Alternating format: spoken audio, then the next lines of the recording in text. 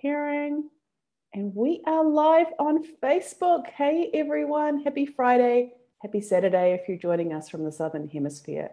I am here with the amazing Victoria, and I'm going to tell you a little bit about Victoria in a moment. Now that the live is up, I'm just going to share it into the Revolutionary Woman group, and then we'll get going. 3 questions. You're like making like wild animal. Oh, please. Getting in the wild animal vibe. While I'm making it live. I love it. I love it. Okay, it is posting. It looks like it's doing perfect. So we are live in the places where I want to be live. Oh no! And yeah, what? Frozen? Oh, there we are. No, we're not. We're good. We're here, and we'll just continue no matter what happens. When I was interviewing Mary, it froze on Facebook for me, but it was still live the whole time. So we'll just get into it. So welcome everyone. Yeah, we were making some wild animal. We were having some wild animal fun yesterday in Divine Feminine Playground. It's the plug for Divine Feminine Playground. If you want to play, come and join Sushila Ramachandran and us and some other amazing women, and we'll act like wild animals together. But in the meantime, hi everyone. I'm Morna Haist, the founder of Revolutionary Woman Global, and this is a little experiment I've been running called 3 Questions Live. And I've been chatting with some of my most favorite people on the planet, and Victoria Montemayor is definitely one of those people, the storytelling specialist. Welcome, Victoria. Where are you joining us from? Hi, Morna. So happy to be here. I live in Austin, Texas in the United States, and right outside this window right here is a beautiful like green space. So that's really what I want to tell you, is that I'm like just looking at this forest of trees and it's beautiful. Yeah. Isn't it beautiful? Yeah. Congratulations. Victoria has just moved into a new place, and from what I've seen, it looks pretty sweet. Isn't what we look out onto so important? Yes. I'm trying not to ask a question because I don't want to eat up one of my questions on it. Yeah, I do have I love it. I'm looking out on some pretty sweet stuff as well. I want to kick off by asking you, and I've been challenging myself too to come up with these questions in the moment, and I've got 2 that are brewing. The first question I want to ask you is, why are stories so powerful?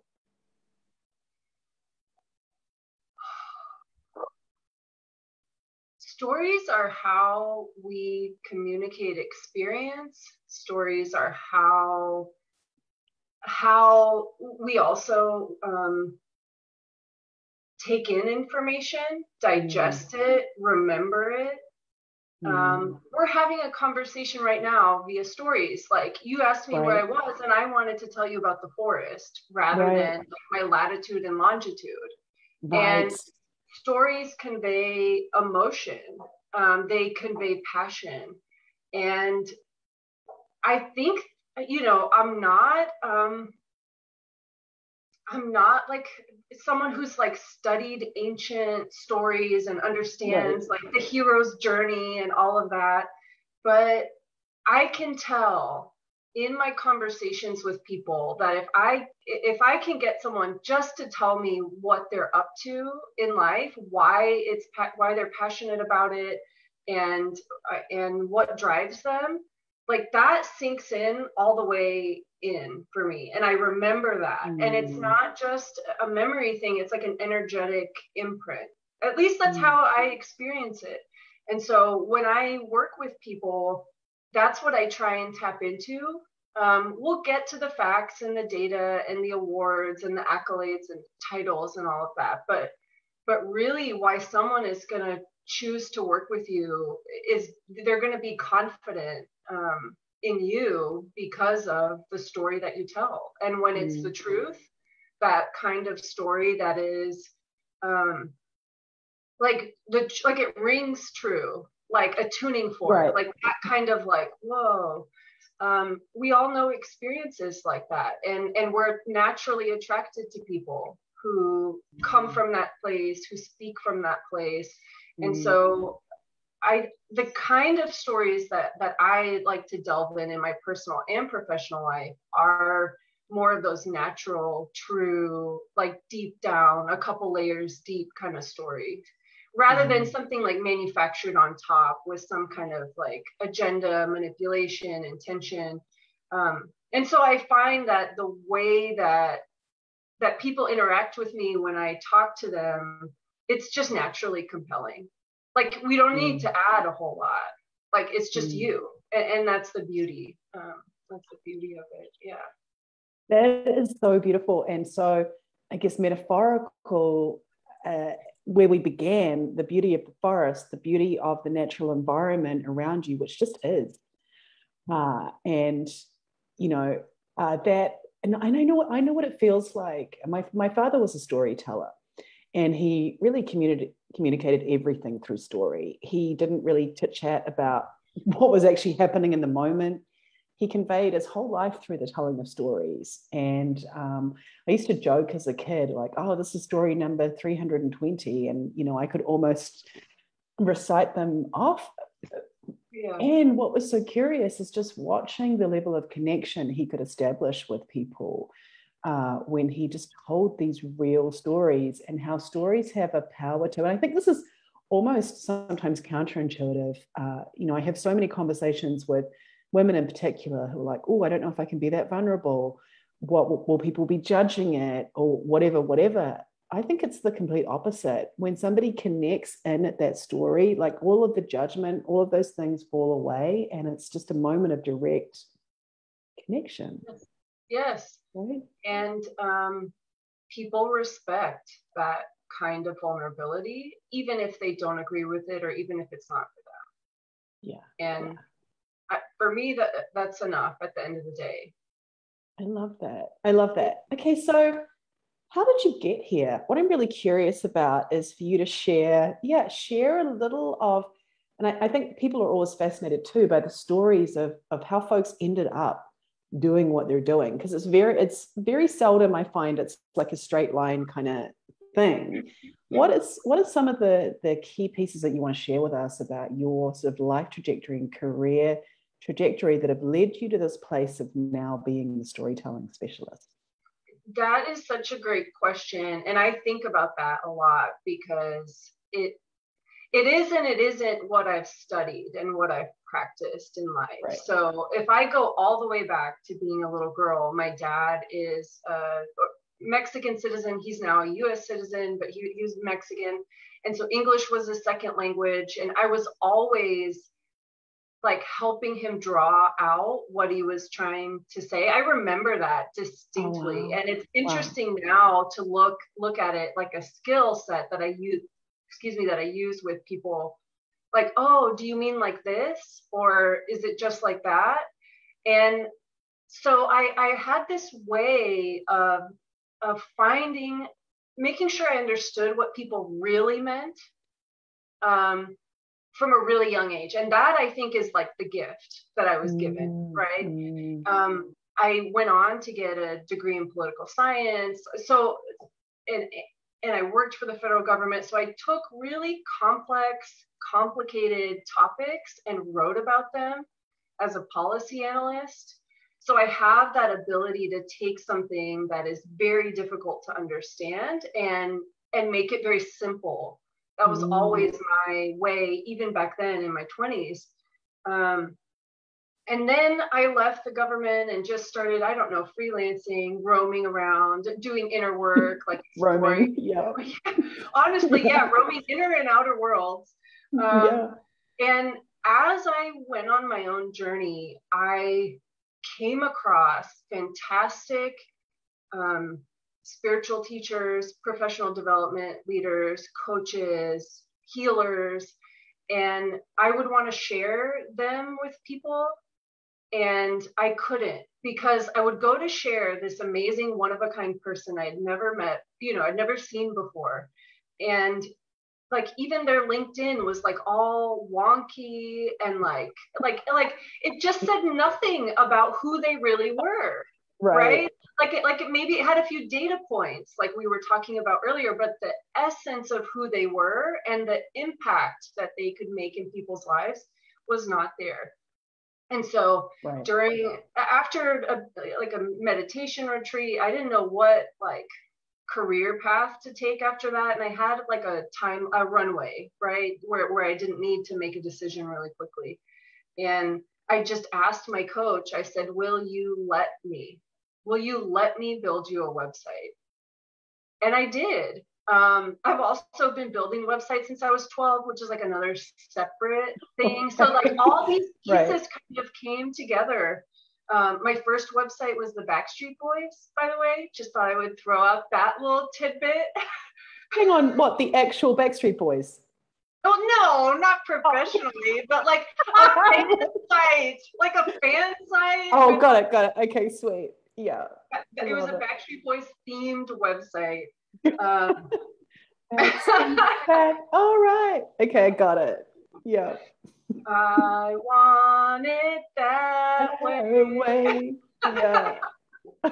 Well, so I built this site for my coach, and I had never done it for someone else. And so I came up with the process of like, I have my interpretation of him, but what do other people say? So I started interviewing other people that he'd worked with. And the stories I heard from other people were just phenomenal. And I followed my intuition in the design and got it created. And the end result was people who I didn't know, who knew him, who saw the site and said, oh my God, this is just like you. This is like being with you. This is the experience of you. And then that's how it started professionally. Yeah. Okay, look, I mean, you can obviously see because I'm so subtle when I want to jump in and speak. This is just so resonant for me. And I mean, for me, I want to put myself in the category of these folks that may be difficult to understand who I am through looking at my website. And I can hear the words coming out of my mouth. Before we moved to North America in 2016, I had way more of an in-the-world practice, meaning, I showed up in rooms and did workshops with human beings in rooms and spoke to people in rooms, which doesn't seem like an odd thing to say now, nearly a year and a half, it's kind of feeling like nearly 5 years into COVID, but anyway. Yeah. And I would find myself saying all the time, and in fact, even now I repeat this, that, 99% of my business I got from people coming and experiencing me working and being with me and being in my presence. And so I almost disregarded my website, to be honest, because I felt like it would never be able to really express who I am and what people could experience. And I think that's because of the persona we think we need often. And not to judge or shame anyone, like people come to me all the time with all kinds of different pieces, but I think what's challenging about any type of visibility is the filtering we automatically do before we even get our thought out, before we even try. And so that's the really beautiful part about the way that I work, is it's really like that conversation with my dad where, the expert in front of me talks and I just kind of draw out, ask questions, record in their natural language. And it's just me and you. You're not on stage. You're not in front of a client. And so my goal is to just capture you as you are. Yeah. And then that's fresh. That's super fresh and original. And we don't have to add, a whole lot to that. Yeah. I love that. And just so folks know, actually, Victoria and I are going to be getting our hands on a piece of my work, the dojo enrollment page. So I think we'll come back once that's done and do a little before and after. Would be really fun to show people, how it's moved and evolved from that process, which I'm so excited for.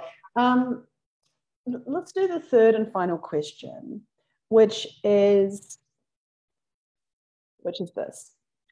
If folks want to begin more authentically sharing their story, and they may not have access to the storytelling specialist, although I highly recommend the storytelling specialist, what are one or two things we could do to begin? I guess the question I want to ask is expressing our true story or expressing our true voice.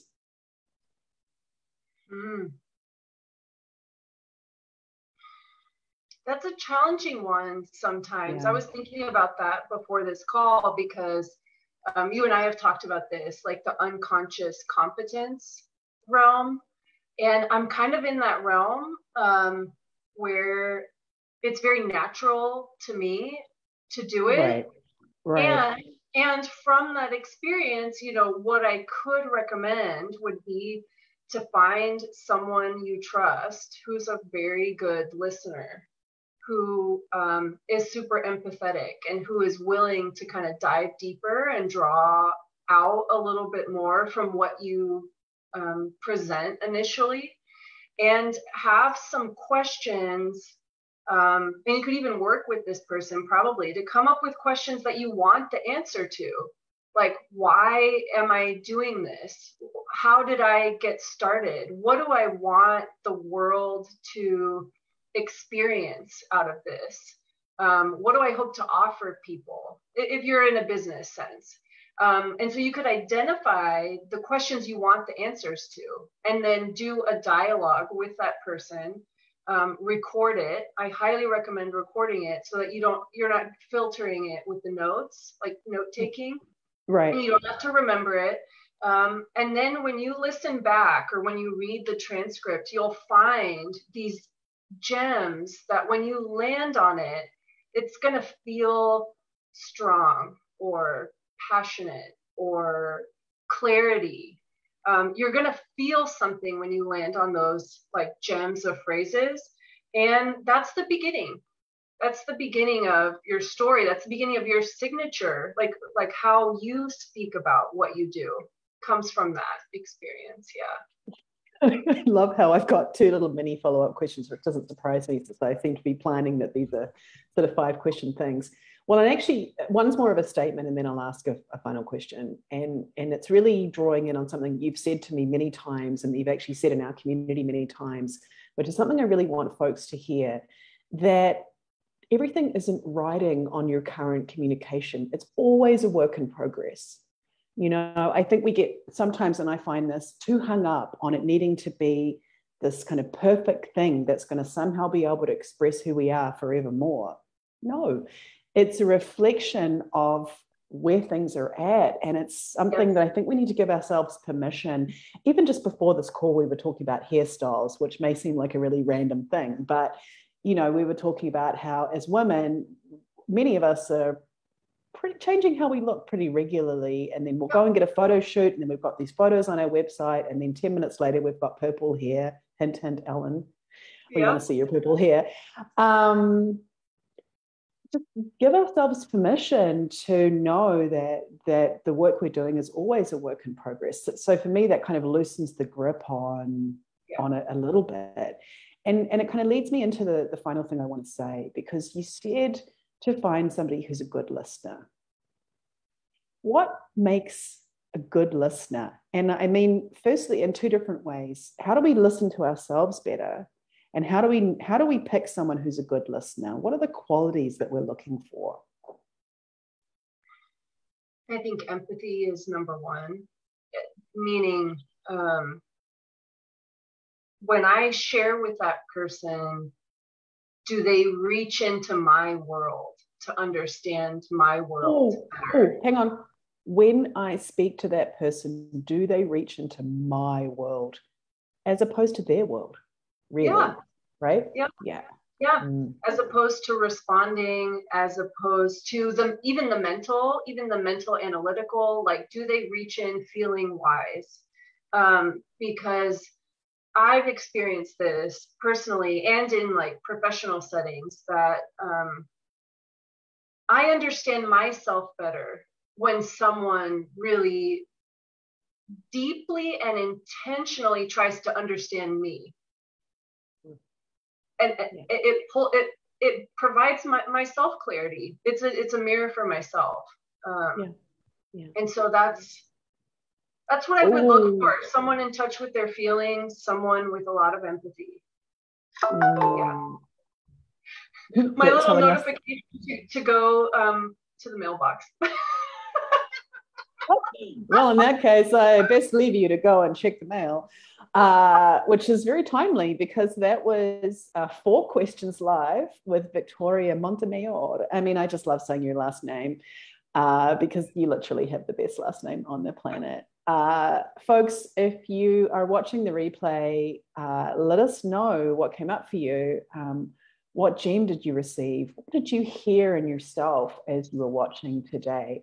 And Victoria, if you'd be kind enough to pop back in sometime after this video and share with folks how they can get in touch with you and where you are, that would be amazing. Thank you so much for spending some of your Friday morning with us in your brand new pad in Austin, Texas. Yeah, thank you, Morna. I love what you do. You know, what you do really well is see people for who they are now, and like the bigness. Like, I notice watching all of these videos that you really see the person in front of you very deeply, and it's one of the coolest things to witness you do that with other people and how empowering you are to them. And I just wanted other people to be aware of that. That's why I'm saying this, and you obviously, but I want other people to know this is what that looks like, being seen very clearly. So I so appreciate you saying that. And I have a feeling that the universe is going to have something really sweet in your mailbox when you go today. So, all right, my love. Bye, everyone. We are going to stop being live.